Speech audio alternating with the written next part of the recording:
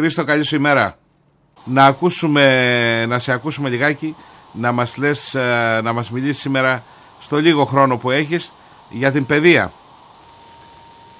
Αυτό που ήθελα να σας πω είναι τα προγράμματα που υπάρχουν μέσα από την όλη τη διαδικασία υλοποίησης των έργων από την ΕΝΔ, όπου θα δείτε, θα έχετε ακούσει πολλές φορές που επαναλαμβάνεται το θέμα της ελληνικής παιδείας.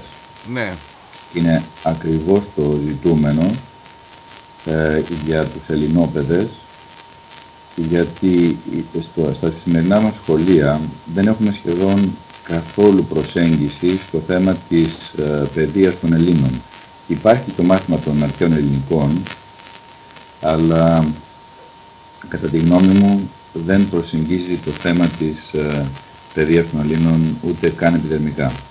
Ο λόγος είναι το ότι από την εποχή του Εξαρχόπουλου, που ήταν αυτός που είχε εισαγάγει τη διδασκαλία των αρχαίων ελληνικών με συγκεκριμένη μέθοδο. Μάλλον πρέπει, συγγνώμη που σε διακόπτω Χρήστο μου, αλλά επειδή βγαίνει και ένας βόμβος, μάλλον θα πρέπει να μετακινήσεις λιγάκι τον υπολογιστή, βγαίνει από κάρτα, ίντερνετ, μήπως το σήμα, κάτι γίνεται, γιατί υπάρχει και ένας βόμβος, ένα μόνιμο σφύριγμα το οποίο είναι ενοχλητικό. Ακούγεται τώρα καλύτερα? Ο βόμβος δεν έφυγε. Εν πάση περιπτώσει, νομίζω ότι έχει να κάνει περισσότερο με το συγκεκριμένο μικρόφωνο που χρησιμοποιώ. Δεν ξέρω αν είναι ανοιχτή ακρόαση του υπολογιστή. Ακούγομαι τώρα? Ναι, ακούγεσαι. Θανάση, πες μου αν ακούγεται καλύτερα τώρα. Νομίζω ότι είναι λίγο καλύτερα. Ο βόμβος όμως υπάρχει ακόμα. Καταλαβαίνω. Έλεγα λοιπόν για την διδασκαλία των αρχαίων ελληνικών, όπως είχε εισαχθεί πριν από 70 περίπου χρόνια από τον Εξαρχόπουλο στην δημόσια εκπαίδευση, που κυρίως βασίστηκε στη γραμματική και στο συντακτικό. Μάλιστα. Έτσι λοιπόν θα θυμόμαστε όλοι πόσο βασανιστήκαμε στο γυμνάσιο για να μάθουμε ένα σωρό κώδικες γραμματικής και συντακτικού, χωρίς στην ουσία να προσεγγίσουμε σχεδόν ποτέ το θέμα της παιδείας, της πραγματικής παιδείας των Ελλήνων, δηλαδή αυτό που ονομάζεται στην Ευρώπη κουλτούρα. Τι ήταν ακριβώς αυτοί οι αρχαίοι Έλληνες, πώς σκεπτόντουσαν, πώς λειτουργούσαν μέσα, και αυτό φαίνεται μέσα από την ίδια τους τη γλώσσα. Και αυτού του είδους η εκπαίδευση ήταν μια βία που αποθούσε τελικά τον μαθητή από το μάθημα. Ακριβώς για αυτό το λόγο έγινε. Έχουν κατηγορηθεί όλες οι προσπάθειες πίσω από τις οποίες κρύφτηκε το Υπουργείο Παιδείας για να δώσει στους Έλληνες ό,τι δεν χρειαζότανε. Δηλαδή, φανταστείτε ότι ένα μικρό παιδί για να μάθει να χειρίζεται τη γλώσσα, τη χειρίζεται απευθείας. Δηλαδή, μπορεί πολύ εύκολα με την ικανότητα, τη μιμητική που έχει, συγγνώμη, να πάρει από τους μεγάλους τον τρόπο ομιλίας, τους ήχους δηλαδή, και να τους κάνει κτήμα του και να τους κατανοήσει και να τους χρησιμοποιήσει. Δηλαδή, ένα μικρό παιδί ως τα 2,5 του περίπου χρόνια μπορεί να βάλει μια πλήρη πρόταση με υποκείμενο, ρήμα, αντικείμενο, κατηγόρημα κλπ. Σε σωστό χρόνο, σε σωστή πτώση. Πράγματι, και είναι θαυμαστός ο τρόπος που το κάνει δηλαδή. Χωρίς να έχει ιδέα τι σημαίνει η λέξη γραμματική ή τι σημαίνει η λέξη συντακτικό. Ναι. Γιατί λοιπόν δεν βασιστήκαμε σε αυτή την απλή διαπίστωση, ώστε το Υπουργείο να συντάξει προγράμματα διδασκαλίας των αρχαίων ελληνικών με την ίδια ακριβώς μέθοδο. Αυτή είναι η μέθοδος που μαθαίνουμε μια ξένη γλώσσα. Μια οποιαδήποτε γλώσσα. Και ειδικά η αρχαία ελληνική για μας δεν είναι ξένη γλώσσα. Είναι μια ολοζώντανη γλώσσα η οποία περιέχει τους ήχους και τους κώδικες, οι οποίοι είναι οι ίδιοι με την αρχαία εποχή, και στη σημερινή εποχή έχουμε τους ίδιους ακριβώς κώδικες. Μπορώ να σας φέρω μερικά παραδείγματα για να σας δώσω να καταλάβετε ότι η αρχαία, η γλώσσα του Ομήρου για παράδειγμα, είναι ζωντανή, είναι ολοζώντανη σήμερα και τη μιλάμε, αλλά δεν έχουμε επίγνωση, γιατί δεν διδαχθήκαμε ποτέ τον κώδικα με τον οποίο θα βρούμε την αντιστοίχηση με την αρχαία γλώσσα. Ένα παραδειγματάκι να σας πω. Ναι. Πιθανόν δεν γνωρίζουμε ότι η φωνή στον Όμηρο λέγεται αυδή. Γνωρίζουμε όμως μέσα από τη σύνθεση στη μοντέρνα ελληνική γλώσσα ότι λέμε ότι κάποιον τον άφησες άναυδο, έχασε την αυγή του δηλαδή. Έτσι. Ή απίβδησα, δεν μπορώ πια να μιλήσω άλλο, απίβδησα. Εκεί είναι η αυγή κρυμμένη μέσα. Δηλαδή στη σύνθεση η ομηρική γλώσσα υπάρχει στη σημερινή εποχή. Μπορώ να σας πω και άλλα μερικά παραδείγματα. Ναι, ναι. Γνωρίζουμε ότι στην αρχαία εποχή το δοχείο το οποίο περιέχει μέσα ένα υγρό, νερό για παράδειγμα, ονομάζεται φιάλι. Εμείς δεν λέμε σήμερα, άμα πάμε στο σούπερ μάρκετ ή στο περίπτερο, δώστε μου μια φιάλι ύδατος. Όμως και η φιάλι και το είδωρ υπάρχει στη σύγχρονη εποχή, γιατί το μπουκάλι το λες εμφιαλωμένο. Να τη φιάλι που βρίσκεται μέσα στην σύγχρονη ελληνική γλώσσα.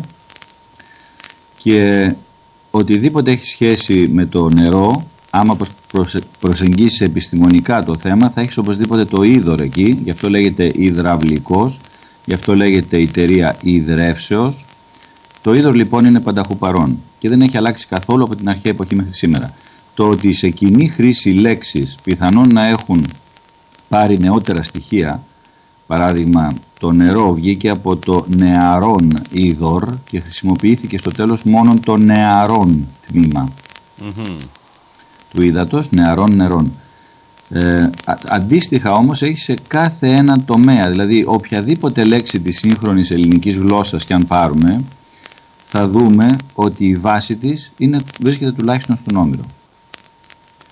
Όλα αυτά τα στοιχεία δεν θα έπρεπε να είχαν διδαχθεί στους ελληνόπαιδες μέσα από ένα πρόγραμμα το οποίο θα φρόντιζε να εξηγήσει τη σύνδεση που έχει η μητρική μας γλώσσα, η αρχαία γλώσσα με τη σημερινή γλώσσα. Μπορεί ο καθένας να φανταστεί, Χρήστο μου, τι ομορφιά και τι χαρά θα υπήρχε εντός μας και γύρω μας αν καταφέρναμε πάλι να ομιλήσουμε τη γλώσσα των αρχαίων προγόνων. Δηλαδή ποιος θα ήταν αυτός που δεν θα το ήθελε.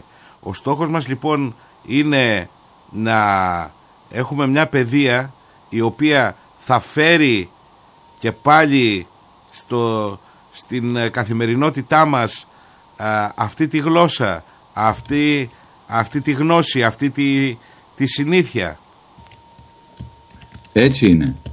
Γιατί η γλώσσα αυτή που είναι ολοζώντανη δεν είναι απλώς ένας κώδικας πολύτιμος για να φέρει πέρα στην κοινωνικότητά του το άτομο, αλλά είναι επίσης πολύ σημαντικό να κατανοήσουμε ότι ο συγκεκριμένος κώδικας είναι ένας και μοναδικός παγκόσμιος κώδικας που ενεργοποιεί τον εγκέφαλο για ό,τι έχει σχέση με αξίες, αρετή, ιστορία, φιλοσοφία κλπ. Δηλαδή ο Έλληνας χωρίς την ελληνική γλώσσα χάνει ένα μεγάλο τμήμα της διανόησής του. Η ελληνική γλώσσα ήρθε μαζί με τον Έλληνα απ' έξω και είναι ο κώδικας ενεργοποίησης του ανώτερου τμήματος του εγκεφάλου του. Δεν είναι τυχαίο δηλαδή ότι όσοι μεγάλοι διανοητές του πλανήτη, είτε Έλληνες είτε ξένοι, έχουν γράψει για τις διάφορες γλώσσες, αναφέρθηκαν με μοναδικά λόγια για την εμπειρία τους με την εκμάθηση των αρχαίων ελληνικών. Αν θέλετε μπορώ να σας αναφέρω μερικά παραδείγματα. Φυσικά και θέλουμε. Σας διαβάζω λοιπόν. Ναι. Χωάν Χωσέ Πουγάνα Άρθα. Εισήγηση στο Τρίτο Παγκόσμιο Γλωσσικό Συνέδριο στην Ολυμπία το 1996. Λέει λοιπόν αυτός ο Ισπανός σε άπτεστα αρχαία ελληνικά. Η ελληνική κλασική γλώσσα όργανον αποτελεί της διαμορφώσεως του ανθρωπίνου νοώστε και εργαλείων δοκιμασμένων του ποιήν τους ανθρώπους σκεπτομένουστε και κριτικούς. Η Ελλάς εστι μήτυρ της Ευρώπης εγέννησε γάρ και έτεκεν αυτήν. Διό όσοι Ευρωπαίοι οι δυτικοί τέκνα εσμέν της Ελλάδος. Η Ελλάς ου μόνον το νόημα αυτής ημίν εδίδαξεν, αλλά και το νοήν. Τι λέει λοιπόν ο Χουάν εδώ? Ότι η ελληνική γλώσσα είναι το όργανο διαμορφώσεως του νοός. Αντιλαμβάνεστε πόσο σημαντικό είναι αυτό από έναν άνθρωπο ο οποίος έχει κατανοήσει λόγω της μελέτης, το χρόνο το οποίο επένδυσε πάνω στη μελέτη της αρχαίας ελληνικής γλώσσας, πόσο σημαντικό είναι αυτό. και λέει ότι εμείς αναγνωρίζουμε ότι είμαστε τέκνα διότι μας έδωσε η Ελλάδα το νόημα της ζωής και την νόηση, την ικανότητα νόησης. Ο Ευρυπίδης στις Οικέτιδες λέει «Πρώτον μεν ο Θεός ενθείς σύνεσιν ήτα δε άγγελον γλώσσαν λόγων δούς». Δηλαδή πρώτα ο Θεός έδωσε τη σύνεση στον άνθρωπο και αυτό ήταν μέσα από τον άγγελο που τον ονόμασε γλώσσα, γιατί έτσι πήρε μπροστά η σύνεση. Να πούμε λιγάκι πιο νέους, τον Διονύσιο Σολομό, ο οποίος έγραψε «Μίγαρης έχω άλλο στο νου μου πάρεξ ελευθερία και γλώσσα». Δηλαδή θέτει το μέγιστο αγαθό της ελευθερίας στο ίδιο επίπεδο με τη γλώσσα. Μάλιστα. Ο Πολύβιος είχε γράψει «Εν καιρής χαλεπής μέμνησο της γλώσσης», όταν είναι δύσκολη η καιρή κρατήσου από τη γλώσσα, να θυμάσαι τη γλώσσα. Ο Γκέτε έγραψε «Η Ελλάς είναι ο νους και η καρδιά του κόσμου». Πάλι ο Ισπανός, ο φιλέλληνας από τον Μπιλμπάο, ο Χουάν Χωσέ Πουάνα Άρθα, είχε πει «Η γλώσσα εστίνη πατρίς μου, Ελλάς γάρ αληθώς ημάς τους δυτικούς, βαρβάρων ημών όντων πεπολιτισμένους πεποίηκε».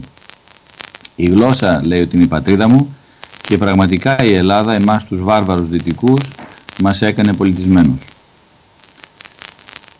Ο Κορμούλης είχε πει ότι ο τρόπος δια της ορολογίας, της φιλοσοφίας, της επιστήμης και της τέχνης η ελληνική γλώσσα εξακολουθεί την εκπολιτιστική αυτής αποστολή ανά τα πέρατα του συγχρόνου κόσμου, εμφανίζουσα και επί του πεδίου τούτου ακατάβλητον και αντικατάστατον δύναμην.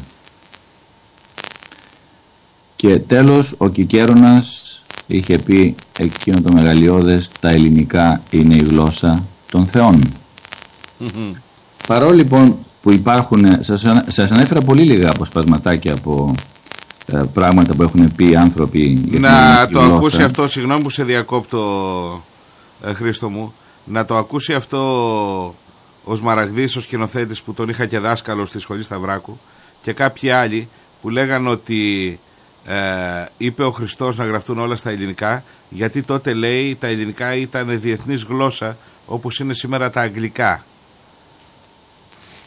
Τα αγγλικά είναι ένα μικρό απόσπασμα της αρχαίας ελληνικής, μάλιστα πάρα πολύ κουτσουρεμένο, έτσι, και το οποίο δεν έχει καμία ικανότητα να αναπτύξει εγκεφαλικά κύτταρα ή ανώτερη νόηση ή διανόηση.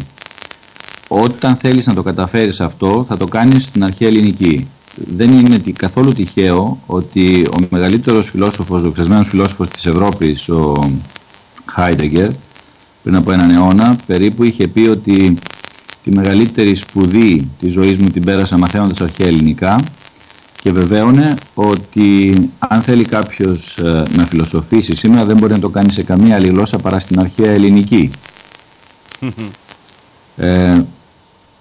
Αυτό λοιπόν το ιερό δώρο που δόθηκε στον άνθρωπο, στον Έλληνα και στον άνθρωπο γενικότερα, γιατί η ελληνική γλώσσα υπήρξε όντως η παγκόσμια γλώσσα σε αρκετές εποχές στο παρελθόν, φρόντισαν οι άνθρωποι που μας κυβέρνησαν, ειδικά από την εποχή που ξαναστήθηκε το ελληνικό κράτος από τον Ιωάννη Καποδίστρια, να διδαχθεί με ένα τέτοιο τρόπο, με μια τέτοια μέθοδο στους ελληνόπαιδες που να τη μισήσουν.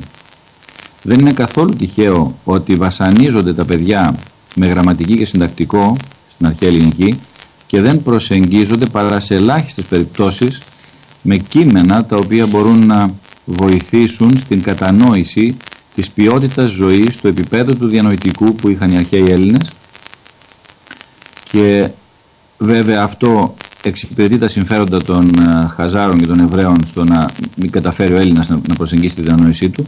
Εμείς όμως τι κάνουμε, και ειδικά εμείς οι εκπαιδευτικοί, οι οποίοι στο συγκεκριμένο θέμα θα πρέπει να ενσκύψουμε και να σκεφτούμε πραγματικά τι συνέβη και οδηγηθήκαμε εδώ που οδηγηθήκαμε. Βέβαια έχουν μιλήσει αρκετοί εκπαιδευτικοί, ο λόγος τους βέβαια δεν πάει ποτέ στα κεντρικά μέσα μαζικής ενημέρωσης, παραμένει στο διαδίκτυο ή σε μερικές περιπτώσεις εκδηλώσεις στις οποίες παρουσιάζουν την πτώση της διανόησης από τα ελληνικά σχολεία. Να σας αναφέρω ένα παράδειγμα. Αν πάρετε τα αναγνώσματα του Δημοτικού σήμερα, ναι, περιέχουν ελάχιστες πληροφορίες για την καταγωγή των Ελλήνων, ελάχιστες, να μην πω μηδενικές πληροφορίες από την αρχαία Ελλάδα ή από τις επαναστάσεις για την παλιγενεσία των Ελλήνων του 1821, ελάχιστες αναφορές σε ό,τι αφορά στην παιδεία των Ελλήνων και τι είναι αυτό, και τα περισσότερα κείμενα είναι αποκλειστικά αφιερωμένα στον υλισμό και τίποτα άλλο. Λες και δεν υπάρχει τμήμα ψυχής ή τμήμα πνεύματος στον άνθρωπο, στον νέο άνθρωπο, ο οποίος έρχεται στην γνώση μέσα από το δημοτικό σχολείο. Έτσι. Στο γυμνάσιο αντίστοιχα, ναι, το παιδί βομβαρδίζεται από ένα σωρό κείμενα καθαρά υλισμού, δηλαδή δεν καταλαβαίνω για ποιο λόγο θα πρέπει όλα αυτά τα μαθήματα τα οποία βάζουμε στα παιδιά να καθίσουν να μάθουν, να αποστηθήσουν, να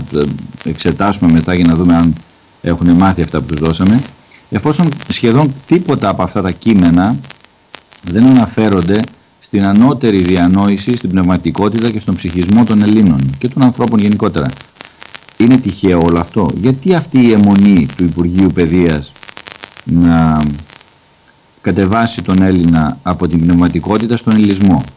Προφανώς δεν είναι καθόλου τυχαίο και προφανώς έχουν δίκιο ο Αρτέμις Όρος και ο οργανισμός ΕΝΤ όταν κατηγορούν ευθέως το Υπουργείο Παιδείας ότι έχει 11 διευθυντές και ότι η κυρία Ρεπούση και οι υπόλοιποι μισέλληνες, οι οποίοι με τα προγράμματά τους φροντίζουν να οδηγήσουν την παιδεία των Ελλήνων αποκλειστικά στον υλισμό, αποκόπτοντά τους απολύτως από τις ρίζες τους, και όταν ένα δέντρο αποκοπεί από τη ρίζα του, τότε δεν μπορεί να ξαναβλαστήσει.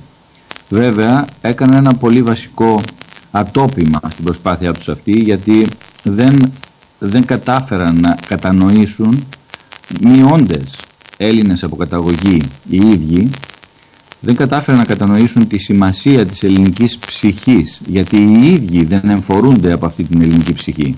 Και έτσι η ελληνική ψυχή είναι η πραγματική ρίζα της ιστορίας της ελληνικής παιδείας και είναι αυτή που σήμερα βλέπουμε να έχει ενεργοποιηθεί και αυτή που θα φέρει αύριο την καλύτερη μέρα στην Ελλάδα και στον κόσμο γενικότερα, με την ανάδειξη των ελληνικών αξιών και της αρετής. Μάλιστα. Σκέφτομαι, Χρήστο μου, ότι όταν καταφέρουμε με το καλό και υλοποιήσουμε τους στόχους μας και φτιάξουμε αυτά τα καινούργια σχολεία με την πραγματικά δωρεάν παιδεία, και θα είναι πρότυπα αυτά τα σχολεία να διδάσκουν φιλοσοφία, μουσική, γυμναστική κλπ. Θα έχουμε αρκετούς δασκάλους να